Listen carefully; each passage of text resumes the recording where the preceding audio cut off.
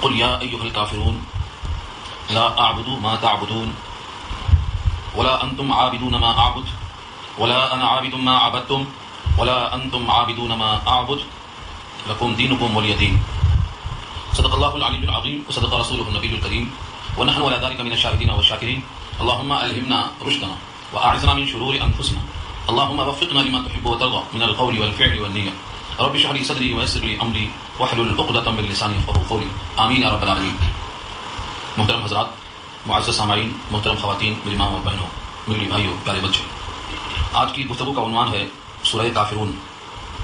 یہ سورت مکی ہے اور 6 آیات پر مشتمل ہے. کفار قریش نبی صلی اللہ علیہ وسلم کے پاس صلح کا پیغام لے کر آئے، اور اس صلح کا پیغام اس بنیاد پر تھا کہ آپ ہمارے بتوں کی مذمت چھوڑ دیں تو ہمارا آپ سے کوئی جھگڑا نہیں ہے، یا پھر ہم آپ کے لیے کسی عورت سے اگر نکاح کرنا مقصود ہے تو ہم اس کو مہیا کریں گے، مال اور دولت مہیا کریں گے، لیکن آپ ہمارے بتوں کی مذمت چھوڑ دیں. بعض روایتوں کے مطابق کفار قریش نے یہ بھی پیشکش کی کہ آپ 1 سال تک ہمارے بتوں کی پرستش کر لیں اور 1 سال تک ہم آپ کے خدا کی پرستش کر لیں گے. بعض دفعات میں یہ بھی تذکرہ ملتا ہے کہ صرف آپ بتوں کو ہاتھ لگا دیں تو ہمیں آپ کی طرف میلان ہوگا اور ہماری مخاصمت کم ہو جائے گی. یہ سب کفار قریش پیشکش کر رہے تھے. ان تمام باتوں کے جواب میں اب فرمایا کہ وہ ٹھیک ہے، اللہ تعالیٰ کی طرف سے جو پیغام آئے گا وہ سناؤ. اس پر یہ سورہ کافرون نازل ہوئی. صبح آپ نے کفار قریش کی محفل میں مسجد الحرام میں سب کے سامنے بلند آواز سے پوری سورت کی تلاوت فرمائی، جس میں ہمیشہ کے لیے ان کی توقع ختم ہو گئی اور کفر کی شرک کی جڑیں کاٹ دی کہ تم آئندہ تمام ہی مت رکھو کہ ہم تمہاری طرح قافلانہ طرز عمل اختیار کریں گے، آئندہ سے اس قسم کی کوئی مصالحت نہیں چلے گی. جن آیتوں میں صلح کا تذکرہ ہے، جیسے کہا گیا ہے وَإِن جَنَحُوا لِلسَّلْمِ فَجْنَحْ لَهَا، اگر وہ لوگ صلح کی طرف مائل ہو تو آپ بھی صلح کر لیں. بعض لوگوں نے اس آیت سے اس کو منسوخ مانا ہے، لیکن شارحین کی اکثریت کہتی ہے منسوخ ماننے کی ضرورت نہیں ہے. وہاں جو صلح ہے، اس طرح کفار قریش سے صلح کیا صلح حدیبیہ کے موقع پر، یا مدینے میں صلح کیا آپ نے یہودیوں سے، وہ صلح تھی کچھ دفعات کے ساتھ. وہ صلح میں اور یہ صلح میں زمین آسمان کا فرق ہے. صلح کرنے کے لیے سب سے اہم شرط نبی نے خود ظاہر کی ہے کہ کسی حلال کو حرام کرنا یا حرام کو حلال کرنا لازم نہ آئے تو صلح ہو سکتی ہے.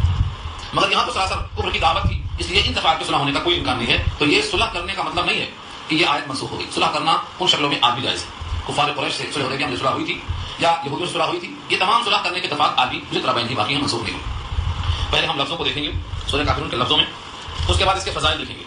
فضائل کے اعتبار سے اس سورت کو امام ترمذی نقل کرتے ہیں کہ یہ سورت قرآن کریم کے ربع کے برابر ہے، ربع قرآن.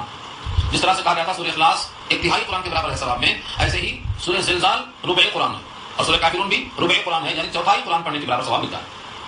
اس کی وجہ کئی طرح سے بتائی گئی. اس سورت کو نبی صلی اللہ علیہ وسلم نے فرمایا ہے کہ یہ سورت شرک سے برات ہے. جو بندہ اس سورت کو سمجھ کر یقین کے ساتھ اپنے دل کے اطمینان سے پڑھے گا وہ شرک سے بری ہو جائے گا. تو شرک سے برات قرآن کریم میں جو چیزیں ہیں، ایک تو شرک سے برات ہے، ایک توحید کا اثبات ہے، رسالت اور آخرت کو ماننا ہے. اس طریقے سے اگر کوئی انسان شرک سے بری ہو گیا تو 1/4 کا حقدار ہو گیا. اسی لیے اس کو ربع قرآن کہا گیا. نبی صلی اللہ علیہ وسلم کثرت سے سورہ کافرون کو اور سورہ اخلاص کو فجر کی 2 سنتوں میں، مغرب کی 2 سنتوں میں کثرت سے پڑھتے تھے اور فرماتے تھے کہ 2 صورتیں فجر کی سنتوں کے لیے اور مغرب کی سنتوں کے لیے بے حد اہم ہیں. تو پہلی رکعت میں سورہ کافرون اور دوسری رکعت میں سورہ اخلاص، یہ بہت اہم ہیں.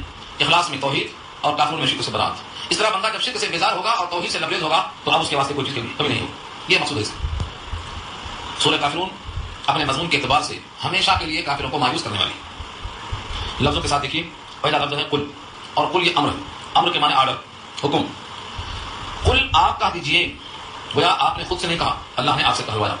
جس طرح قل سورہ اخلاص میں اور سورہ ناس اور فلق میں آپ نے سنا، ایسے ہی لفظ قل یہاں بھی ہے، گویا اللہ نے کہلوایا اور اگلا مقولہ اللہ نے کہا، نبی نے آپ کی طرف سے پیش کیا. اس سے آپ کی نبوت رسالت ثابت ہو گئی کہ آپ نے خود سے کوئی پیغام نہیں کیا.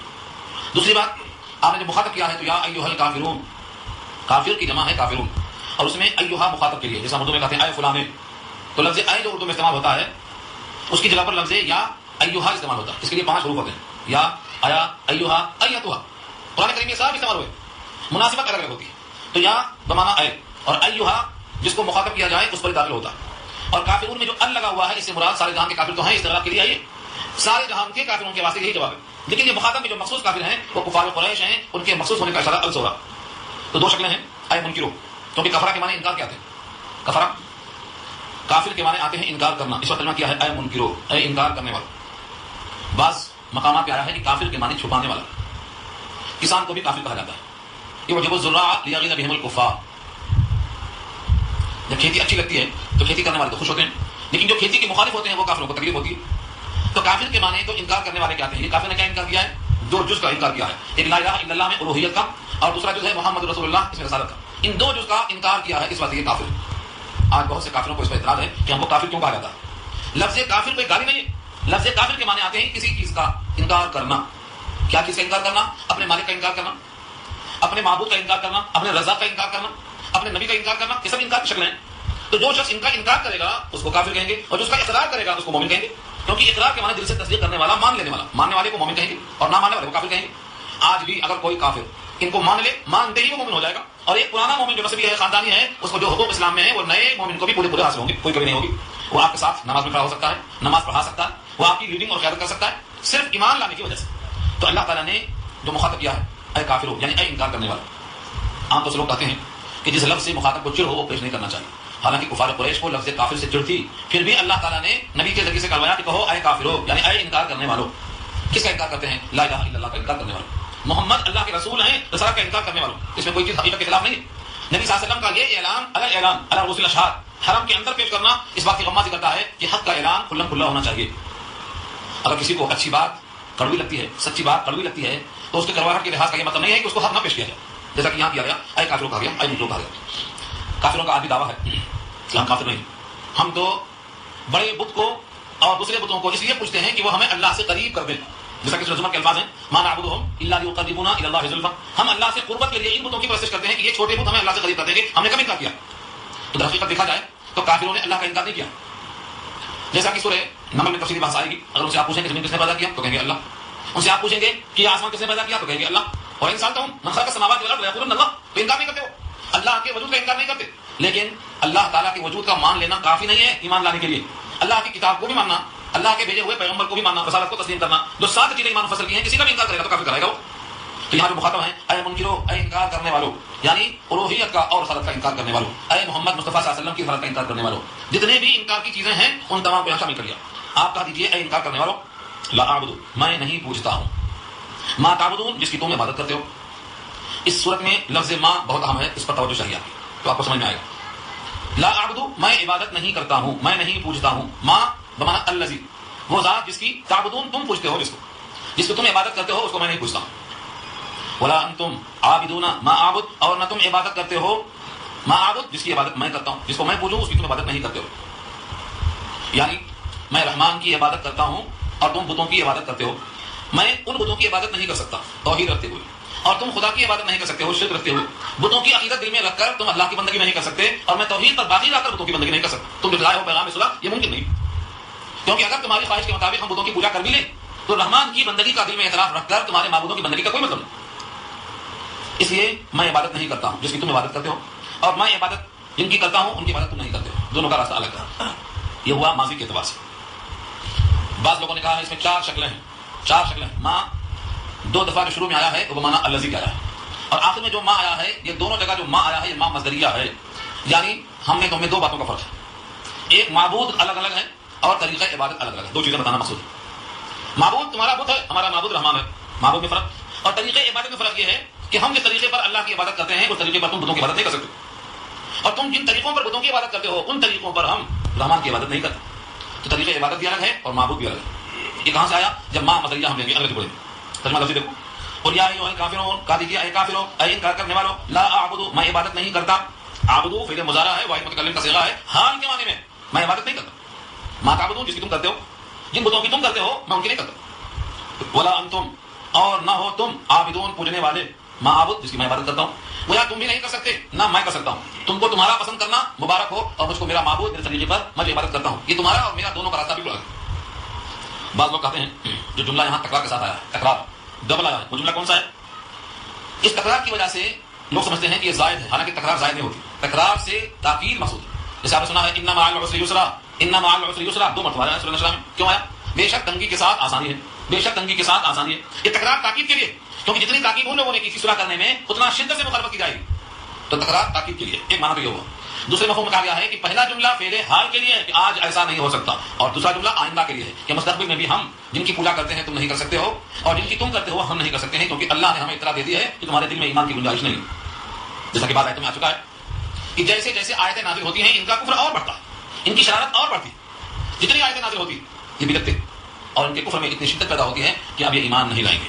اس واسطے آئندہ بھی تم عبادت کرنے والے نہیں ہو کر دیا گیا. چنانچہ جتنے کفار قریش اس گفتگو میں شریک تھے ان میں تقریباً لوگ بدر میں مارے گئے. بدر میں 70 کے 70 مارے گئے اور 70 قیدی بنا کر لائے گئے. ان کے بارے میں کہا گیا تھا کہ تم کفر پر مرو گے, تمہارے پاس ایمان کی گنجائش نہیں ہے, کیونکہ دلوں کا حال اللہ بہتر جانتے ہیں. اس کی بنا پر کہا گیا ہے کہ آئندہ بھی تم سے امید نہیں. ولا انا عابد ما عبدتم, اور نہ میں آئندہ عبادت کرنے والا ہوں, ما عبدتم جس کی تم نے عبادت کی. اوپر دیکھیے تعبدون, تعبدون کیا اوپر مضارع ہے, اور یہاں عبدتم فعل ماضی ہے. جس کی تم نے پوجا کی ہے میں ان کی عبادت کرنے والا نہیں ہوں. ولا انتم عابدون ما اعبد, اور نہ تم پوجنے والے ہو جس کی میں عبادت کرتا ہوں. دونوں میں گنجائش. تو اس میں 4 شکلیں یاد رکھ لو, نہ اب نہ آئندہ. نہ اب تم عبادت کرنے والے ہو نہ آئندہ کرو گے, اور نہ میں بتوں کی بندگی آج کرنے والا ہوں نہ آئندہ کروں گا. دونوں طرف سے تاکید. اس میں ہمیشہ کے لیے کافروں کو مایوس کرنا ہے. اس شکل میں, ماضی میں اور مستقبل میں اور حال میں, ان تمام شکلوں میں کافروں کو مایوس کر دیا گیا. طریقہ عبادت کیا ہے؟ بتوں کی عبادت کرنے والے کا طریقہ کیا ہوتا ہے؟ بتوں کی بندگی کرنے کے لیے پاکی نہیں چاہیے, طہارت نہیں چاہیے, بلکہ ان کے لیے قرآن نے خود نقل کیا ہے, بیت اللہ میں یہ لوگ تالیاں بجاتے, سیٹیاں بجاتے. تو میں کہا صلاۃ من البیت الا بکاء و تسبیح, سیٹیاں اور تالیاں, اور کپڑے نکال کے ننگے طواف کرتے. طریقہ عبادت نہیں.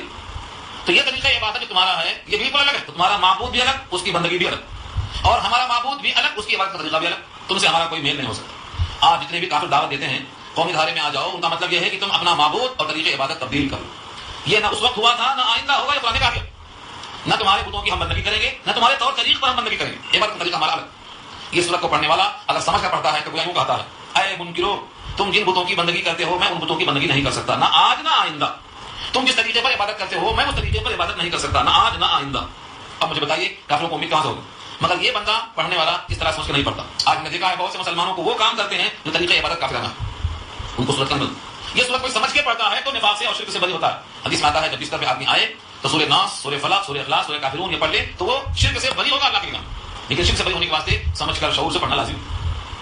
اب آخری حصہ دیکھیے, فرمایا لکم دینکم ولی دین. اسی سے لوگوں نے خس کیا ہے. لکم دینکم ولی دین, لکم مانے تمہارے لیے, دینکم تمہارا دین, ولی دین اور میرے لیے میرا دین نہیں کہا, اور میرے لیے دین. اگر کہتے ولی دینی اور میرے لیے میرا دین تو یہاں کیا ہونا چاہیے, اور وہ یہاں گر گئی ہے. اور یہ قاعدہ ہے کہ آخر کیا اکثر گر جاتی ہے. جیسے ہم نے کہا اذا مرضت فهو يشفين, حضرت ابراہیم نے کہا تھا واذا مرضت فهو يشفين والذي يميتني ثم يحيين, جب میں بیمار ہوتا ہوں تو مجھے شفا وہی دیتا ہے. فهو يشفيني تھا وہ نون گر گیا, یهدینی تھا نون گر گیا. ویسے یہاں بھی ولی دینی تھا میرے لیے میرا دین, لیکن اضافت کے بغیر صرف رک جانے کی بنا پر وہاں سے نون گر گیا یا گر گئی. تو بچا کیا, میرے لیے میرا دین, تمہارے لیے تمہارا دین. میرا دین سے مراد کیا ہے؟ دین اسلام. ہر مومن کا دین دین اسلام ہے. اسی لیے قبر میں سوال کیا جائے گا, من ربک, تمہارا رب کون تھا, وما دینک, تمہارا دین کیا تھا. تو جب بندہ اپنے دین کو جانتا ہو کہ میرا دین اسلام تھا تو کہے گا دین الاسلام, میرا دین اسلام ہے. تو بندہ یہاں پر کہنا چاہتا ہے ولی دین, میرے لیے میرا دین دین اسلام. اور دین اسلام کیا ہے؟ جس کو اللہ نے تمام دینوں میں پسند کر لیا ہمارے لیے. فرمایا تمہارے لیے میں نے دین اسلام کو پسند کر لیا. ورضیت لکم الاسلام دینا, دین اسلام تمہاری خاطر میں نے پسند کر لیا. اب تمہارا طریقہ عبادت مجھے پسند ہے تو اسلام کے طریقے کا, اور اللہ کو کوئی طریقہ پسند نہیں. تو فرمایا تمہارے لیے تمہارا دین اور میرے لیے میرا دین. تو ایک مطلب یہاں دین کا ہوا مذہب, تمہارے لیے تمہارا مذہب, میرے لیے میرا مذہب. دوسرا معنی دین کا عمل ہے, عمل.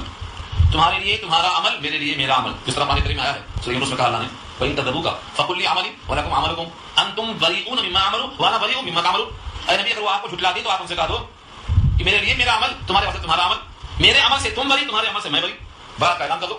تو وہ معنی میں یاد آ جائے گا کہ تمہارے لیے تمہارا دین مطلب تمہارے لیے تمہارا عمل. اس دین پر جو چلو گے تمہارا ایک عمل ہوگا, اس کا عمل کا رشتہ ملے گا, تم کو ملے گا. اور میرے لیے میرا دین یعنی میرے لیے میرا عمل.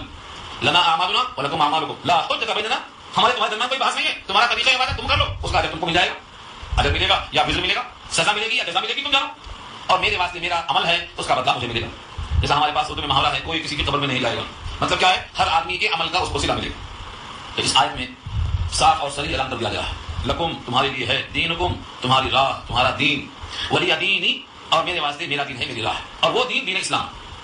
بندہ اگر اپنے دین کو سمجھتا ہے اور دین کے اجر کو سمجھتا ہے, کیونکہ دین پر چلنے کے لیے امید ثواب ہونا چاہیے. حدیث میں آتا ہے کوئی عمل آپ کرتے ہیں لیکن اس عمل پر آپ کو اللہ سے کوئی امید نہیں, تو اس اجر کو آپ کم پائیں گے. آپ کو پتہ نہیں کہ آپ کیوں کر رہے ہیں کام. فرض کرو شب قدر میں آپ کھڑے ہیں, تو شب قدر میں کھڑے ہونے کا جو اجر ہے اس کی امید لے کے کھڑا ہونا, تو دل میں طرف ہوگی. اور یوں ہی دیکھا دیکھے کھڑے ہو گئے ہیں تو کیفیت پیدا نہیں ہوگی. فرمایا من قام ایمانا و احتساب, جو کھڑا ہو ایمان کے ساتھ ثواب کی امید میں, تو سابقہ تمام گناہ معاف ہو جائیں گے, امید لے کے آیا ہو. تو جب بندہ اپنے لیے اپنا دین ظاہر کرے تو اس دین پر قائم ہو, اس کو سمجھے بھی. تو پہلے 2 ٹکڑوں میں حال میں نفی, اگلے 2 ٹکڑوں میں مستقبل کی نفی, ایک قول. تکرار تعطیل کے لیے ہے دوسرا قول. اور تیسرا قول یہ ہے کہ پہلے ٹکڑوں میں معبود الگ الگ ہے اور دوسرے جملوں میں عبادت کا طریقہ الگ الگ ہے, طریقے عبادت الگ ہے. تو 3 چیزیں پائی گئی. تمہارا ہمارا معبود الگ الگ, تمہارا ہمارا طریقہ عبادت بھی الگ الگ. اس لیے ہم سے تم سے نہ موجودہ زمانے میں نہ آئندہ زمانے میں اتحاد ممکن نہیں. لہذا قومی دھارے میں شامل ہونے کا مطلب یہ نہیں ہو سکتا ہے کہ ہم ایمان سے دستبردار ہو جائیں. جس طرح تم کفر پر جمے ہوئے ہو اور کفر کو چھوڑنے پر تیار نہیں ہو، اس سے زیادہ ہمارے واسطے لازم ہے کہ ہم ایک معبود کی بندگی پر ڈٹے رہیں، کائنات ہم سے چھوٹ جائے یا ہاتھ میں باقی ہو. یہی حلوہ ہے. آپ کو یہ معلوم ہے کہ نبی صلی اللہ علیہ وسلم کے سامنے پیشکش کی گئی کہ آپ جو چاہتے ہیں ہم کرنے کو تیار. کسی ہنسی عورت سے نکاح کرنا ہے ہم ڈھونڈ کے لائیں گے، خزانہ چاہیے ہم قدموں پہ ڈال دیں گے، سیادت اور قیادت اور بادشاہ چاہیے تو ہم غلام بننے کو تیار ہیں، آپ آقا بن جائیے. آپ نے کیا جواب میں کہا؟ داہنے ہاتھ پہ سورج اور بائیں ہاتھ پہ چاند بھی آ جائے تو میں اپنے اس عمل سے باز نہیں آؤں گا. یہ ہے سوال، یہ ہے جرأت. تو سب سے اہم چیز یہ ہے کہ آدمی کا ایک عزم اور ایک درجہ ہو، اس کو معلوم ہو کہ دنیا کی زندگی بہت عارضی ہے، اس کی ناکامی بھی عارضی ہے. اگر کوئی جنت سے معلوم ہو کر جہنم میں گیا تو وہ ناکامی ہمیشہ کی ہوگی. یہاں انسان خسارے میں ہے، کاروبار کر دو، نوکری چینج کر دو، زراعت تھی ملازمت کر لو، ملازمت تھی زراعت کر لو، یہاں جو چاہے چینج کر لو، لیکن آخرت میں اگر ناکامی ہوئی تو اس کا انجام ہمیشہ کا خسران اور گھاٹا ہوگا، وہاں کوئی موقع نہیں ملے گا. اسی لیے کفر کے ساتھ صلح کرنے کی کوئی گنجائش نہیں ہے. اور کفر کرنے والے جسے جتنے کو کافر کہا جائے لیکن ان کے واسطے کوئی اور خطاب نہیں ہے، ان کے واسطے تو لفظ کافرون ہی آیا. اسی لیے سورہ کافرون جب پڑھنے والا پڑھتا ہے تو وہ شرک سے بری ہوتا ہے. اور اللہ تعالیٰ کی خصوصی رحمت کیسے ملتی ہے؟ صحابی ہیں جن کا نام ہے حضرت سعید بن جبیر بن مطعم خود کہتے ہیں کہ میں جب کاروبار کرتا تھا، سفر میں رہتا تھا تو میرا کاروبار بہت کمزور تھا، حالت خستہ تھی. مجھے فرمایا نبی صلی اللہ علیہ وسلم نے اگر تم چاہتے ہو کہ تمہارے کاروبار میں خوشحالی ہو، تم راستے میں سب سے عمدہ نظر آؤ، تمہاری حالت سب سے اچھی ہو جائے تو قرآن کریم کی آخری 5 سورتیں کثرت سے پڑھا کرو. 5 سورتیں کون ہیں؟ سورہ کافرون اور نصر، اخلاص، ناس اور فلق. یہ 5 سورتیں ہیں. ان 5 میں کیا ہے؟ ناس اور فلق میں اللہ کی پناہ ہے، اخلاص میں توحید ہے، اور نصر میں توبہ استغفار ہے، اور کافرون میں شرک سے برات. اس طرح بندہ اللہ کا محبوب بن جاتا ہے اور اس کے لیے خوشحالی ہو جاتی ہے. وہ سعید بن جبیر اور جبیر بن مطعم. جبیر فرماتے ہیں کہ میرا یہ حال ہے اسے پڑھنے کے بعد کہ میری حالت سب سے عمدہ ہو گئی، میرا مالی موقف سب سے مضبوط اور مستحکم ہو گیا، میرا سفر سب سے عمدہ ہو گیا. وہ خود بیان فرماتے ہیں. تو یہ کب ہے؟ جب زبان سے ہم خالی پڑھ لیں اور کچھ سمجھے نا، دل میں یقین نہیں نہ ہو، یہ اس وقت میں حاصل نہیں ہو. اس کے بعد یہی شرط ہے کہ آدمی کا وہ ارادہ ہو، وہ عزم ہو کہ ساری کائنات بھی مخالفت میں آ جائے تب بھی میں اللہ کے غیر کی بندگی نہیں کروں گا. ساری کائنات مجھے پیش کر دی جائے تو اس کے معاوضے میں اللہ کے سامنے جھکنے والی پیشانی کسی اور کے پاس نہیں جھکاؤں گا. میرا معبود ایک معبود. یہ بات سمجھ میں آ گئی. تو اب آ کر دیکھو کہ کلمہ طیبہ اسلام کا ایک اہم جز ہے، اس کے بغیر کوئی اسلام میں نہیں آ سکتا. وہ کیا ہے؟ لا الہ الا اللہ محمد رسول اللہ. یہ 2 جز ہیں. پہلے جز میں کیا ہے؟ اللہ کے معبود ہونے کا اقرار، اللہ کا غیر معبود نہیں، نفی کر دی. یہ 4 لائن میں ہو گیا اوپر. اور محمد مصطفیٰ صلی اللہ علیہ وسلم یہ اللہ کے رسول ہیں، یعنی آپ جس طریقے سے اللہ کی بندگی کریں گے وہ طریقہ عبادت ہی اللہ کے یہاں مطلوب ہے، باقی طریقہ معبود نہیں. پسندیدہ نہیں. اس وقت کہا لکم دینکم ولی دین، یہاں اشارہ اسی کی طرف، یعنی جو محمد صلی اللہ علیہ وسلم دین لائے ہیں، طریقہ عبادت لائے ہیں، یہ مجھ کو پیارا ہے، آپ کا دیجیے. جب تک کہ بندہ 2 جز پہ زور نہیں دیتا، بندگی تو کرتا ہے اللہ کی لیکن اپنے منمانی طریقے سے کرتا ہے تو اللہ کے مقبول ہے. طریقہ نبی صلی اللہ علیہ وسلم کا استعمال کرتا ہے لیکن سجدہ کا بدل دیا تو بھی مطلوب نہیں. 2 چیزیں لازم ہیں، ایک الوہیت اور ایک رسالت. شروع کی 5 آیتوں میں الوہیت کا اور آخری 6 آیت میں رسالت کا یہ وعدہ دیا گیا. آپ اگر بندگی کرتے ہیں اللہ کی تو وہ طریقہ اسلام کا ہونا چاہیے جو طریقہ محمد صلی اللہ علیہ وسلم لے کے آئے ہیں. آج لوگ بندگی کے طریقے اپنا لیے، منمانی طریقے کر لیے. نبی صلی اللہ علیہ وسلم کا طریقہ وہ نہیں ہے. اگرچہ آپ معبود الہی ہی کو سجدہ کرتے ہیں تو آپ کا وہ سجدہ قبول نہیں ہوگا. خلاف پیغمبر قصیدہ گزید کہ ہرگز بمنزل نخواہ رسی. پیغمبر سے ہٹ کر کوئی راستہ اپنائیں گے تو منزل کو نہیں پہنچیں گے، کیونکہ رسول اللہ صلی اللہ علیہ وسلم کو اللہ نے بھیجا اسی لیے ہے کہ جو آپ کے ہو نقل کرنے والوں میں شامل ہوگا وہی اللہ تک پہنچ سکتا ہے. یہ کہاں سے نکلا؟ یہ ولی دین سے نکلا ہے. لکم دینکم ولی دین، تمہارے لیے تمہارا دین بندگی کا طریقہ، اور میرے واسطے میرا دین یعنی بندگی کا طریقہ. اور میرا طریقہ بندگی کیا ہے؟ ما جاء بہ الرسول صلی اللہ علیہ وسلم. آپ لے کے آئے. آپ کا طریقہ تعبد کیا ہے؟ آپ اپنے کو کبھی آزاد نہیں سمجھتے تھے. مسجد میں اللہ کے بندے اور دکان میں آئے تو ہم آزاد، گھر میں آئے تو آزاد، خوشی میں آزاد، غمی میں آزاد، شادی خانے میں آزاد. آزاد نہیں. کسی بھی مرحلے میں کبھی بھی نبی صلی اللہ علیہ وسلم نے اللہ کا حکم قبول کیا ہے، خوشی ہو یا غم. یہاں تک کہ ٹیکا لگا کر کھانے کو پسند نہیں کیا. تو فرماتے تھے میں ایسا کھاتا ہوں جسے غلام کھاتا ہے. انا آکل کما یاکل العبد. غلام ٹیکا لگا کے نہیں کھاتا، مالک کے سامنے ٹیکا لگا کر کھانا مالک کی توہین کرنے کے برابر. نبی صلی اللہ علیہ وسلم ٹیکا لگا کر نہیں کھاتے تھے. آج کرسیوں پر ٹیکا لگاتے ہیں، وہ ٹیکا لگانا ہی تو ہے، نظر نہیں آتا. برائیاں اتنی عام ہو گئی ہیں کہ برائیوں کو برا کہنے والا بھی ختم ہو گیا. برائی کا احساس. نبی صلی اللہ علیہ وسلم 2 زانوں بیٹھتے تھے، دونوں پاؤں اٹھا کر اکڑو کو بولتے ہیں، اکڑو بیٹھتے تھے، یا ایک اٹھاتے تھے پیر اور ایک رکھتے تھے. فرماتے یہ غلام کی طرح کھانا ہے. آج کون کھاتا ہے اس کھانے کو؟ ہم تو شادی خانوں میں روتے ہیں کہ وہاں دوسروں کے قبضے میں انتظام ہے، گھر میں کس کا انتظام ہے؟ گھر میں بھی نہیں کر پاتے. تو ایک موٹی سی مثال ہے کھانے کی، سونے کی مثال دیکھو، سب عہدے پڑ جاتے. حالانکہ حدیث میں آیا ہے کہ عہدہ سونا شیطان کا عمل ہے، داہنے قبر سونا چاہیے. ایک بھی شخص نہیں ملتا داہنے قبر سونے والا. اور خاص طور پر رمضان میں آپ دیکھو مسجدوں میں سب عہدے پڑ جاتے، بتانے والا کوئی نہیں. حالانکہ عہدے سونا صرف مسجد میں نہیں، ہمیشہ ممنوع، ہمیشہ ممنوع. تو ہمارا کھانا غلط، ہمارا سونا غلط، ہمارا بیٹھنا غلط. نماز کی بھی وہ حالت ہے کہ صحابہ کرام کے زمانے ہی میں کئی صحابہ نے کہا تھا نبی کے زمانے کی جو چیزیں تھیں آج سے ختم ہو گئی. نماز پڑھنا اس کا بھی جو حال کر دیا گیا ہے یا پاچا ہو کر، یعنی جلدی کی وجہ سے. تو ولی دین بہت آسان ہے بولنا، لیکن ہمارا دین ہے کون سا؟ تمہارے لیے ایک تمہارا دین اور میرے واسطے میرا دین، یعنی دین اسلام. اور جب دین اسلام ہمارا دین ہے تو ہم پہلے اس کو جانیں گے تو اس کو مانیں گے. نہ ہم اس کو جانتے ہیں نہ ہم اس کو مانتے ہیں. اگر مانتے بھی ہیں تو زبان سے مان لیتے ہیں، دل سے اور عمل سے ماننا ہی اصل ماننا ہے. اس لیے پہلے ہمیں جاننا پڑے گا کہ دین اسلام ہے کیا. تو اس صورت میں ایک اعلان ہے، ایک عزم کا اظہار ہے ایک دوسرے سے اور شرک سے نفرت اور براءت ہے، اور آئندہ ہمیشہ کے واسطے قیامت تک کے واسطے کافروں کو مایوس کر دینا ہے کہ تمہارا دین ہم کبھی قبول نہیں کریں گے، کیونکہ تمہارا دین تمہارا بناوٹی دین ہے۔ تو بولا کیا ہے؟ لکم دینکم، تمہارے واسطے تمہارا دین، مطلب کیا ہے؟ یہ تمہارا اپنا خود ساختہ ہے، اس کے اوپر کوئی مہر اللہ کی طرف سے نہیں۔ لیکن نزل بھی سلطانہ، اس پر اللہ نے کوئی دلیل نازل نہیں کی۔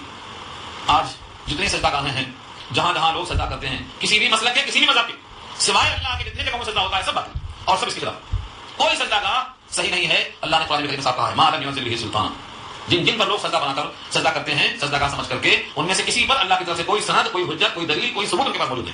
پھر کیا یہ اٹکل پر چھوٹ، اٹکل گمان، صرف ظن اور تخمین، لوگ ایسا کرتے ہیں ہم بھی ایسا کرتے ہیں، لوگ ایسا سمجھتے ہیں ہم بھی ایسا سمجھتے ہیں، یہ کیا ہے؟ ذالک مبلغ من العلم، یہ ان کا مبلغ علم ہے، جو اٹکل ہے، گمان ہے، ظن ہے، تخمین ہے، یقین سے بہت دور۔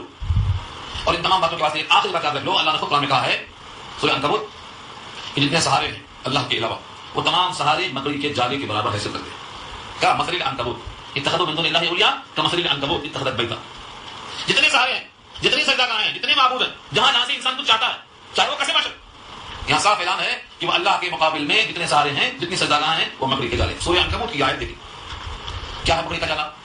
ہم سمجھتے ہیں کہ پورے گھر پہ قبضہ ہے، مکڑی کا جالا اتنا پھیلا ہوا ہے، لیکن ایک ہاتھ پھیلائے تو پورے جالے ہاتھ کو آ جائے۔ اللہ کے غیر کے جتنے سارے ہیں، لگتا ہے کہ انہوں نے یہ کر دیا، ان کے پاس گئے تو یہ ہو گیا، ان کے پاس گئے تو ایسا مل گیا، ان کے پاس گئے تو یہ بچہ ہو گیا، سارے اللہ فرماتے ہیں مکڑی کے جالوں کی طرح ہیں، ان میں نہ دینے کی طاقت، نہ دینے کی طاقت، نہ ضرر کے مالک، نہ نقصان کے مالک، نہ نفع ان کے ہاتھ میں ہے ہی نہیں کچھ، ساری ملکیت اللہ کی ہے۔ ایسا اگر آپ سمجھتے ہیں تو ولی دین بولنے کا آپ کو حق ہے، میرے لیے میرا دین، یہ ہے آپ کا دین۔ آپ کا دین کہتا ہے کہ لا الہ الا اللہ کو پکڑ لو، اور آپ کا دین تقاضا کرتا ہے کہ طریقہ محمدی کو پکڑ لو۔ جو طریقہ محمد صلی اللہ علیہ وسلم ثابت نہیں ہے وہ طریقہ ہمارا چاہے کسی بھی کام میں ہو۔ آج شادیوں میں اتنے طریقے استعمال کیے جاتے ہیں، کیا طریقے محمدی میں ہے؟ جو شادی خانے کی رسموں کو نہیں چھوڑنا چاہتے، جنازے کی رسموں کو نہیں چھوڑنا چاہتے، جو اپنے لباس اور حلیوں کو بدلنا نہیں چاہتے، وہ ولی دین بولنے کے لائق نہیں۔